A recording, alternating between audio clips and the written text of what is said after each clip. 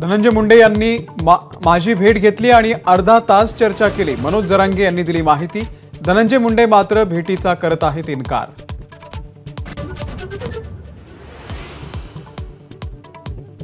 मुंबईमध्ये सेंट्रल जीएसटीच्या अतिरिक्त आयुक्तांना 60 लाखांची लाच घेताना सीबीआयकडून अटक।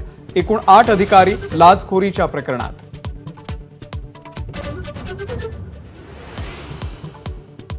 अमित शहा आज लालबागच्या राजाच्या दर्शनाला मुंबईमध्ये। भाजपवाले लालबागचा राजाही गुजरातला नेतील असा संजय राऊतांकडून उपहास।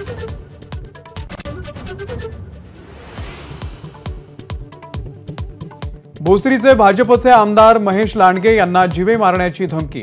लांडगेंची सुपारी मिळाल्याची पोलिसांना फोन करून माहिती।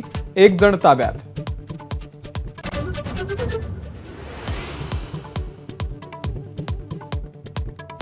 सांगलीचे खासदार विशाल पाटील पुन्हा बंडाच्या पवित्र्यात। कवठे महाकाळ मतदारसंघामध्ये पवार गटाच्या रोहित पाटील यांच्या विरोधात अजित घोरपडे यांचा प्रचार करण्याचे सूतोवाच।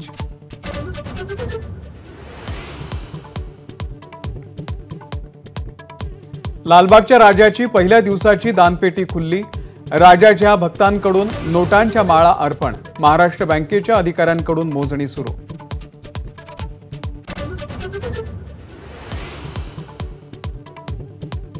मुंबईतल्या केतवाडीमधल्या गणेश मंडळाची टीम इंडियाला सलामी। T20 वर्ल्ड कप जिंकल्याचा बनावला देखावा।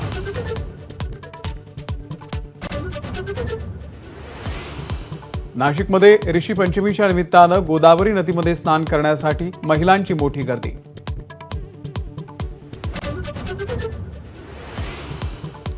बुलढाणा जिल्ह्यामध्ये तिघांचा अतिसारामुळे मृत्यू झाल्याची शक्यता। वाहन नसल्यानं 15 किलोमीटर झोळी करून न्यावे लागले मृतदेह।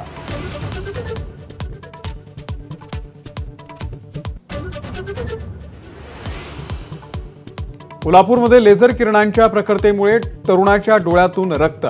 पोलीस हवालदाराच्याही डोळ्याला सूज।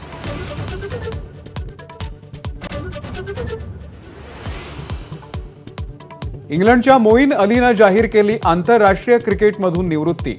298 आंतरराष्ट्रीय सामने खेळलेल्या मोईनच्या नावावरती 8 शतकं आणि 366 बळी।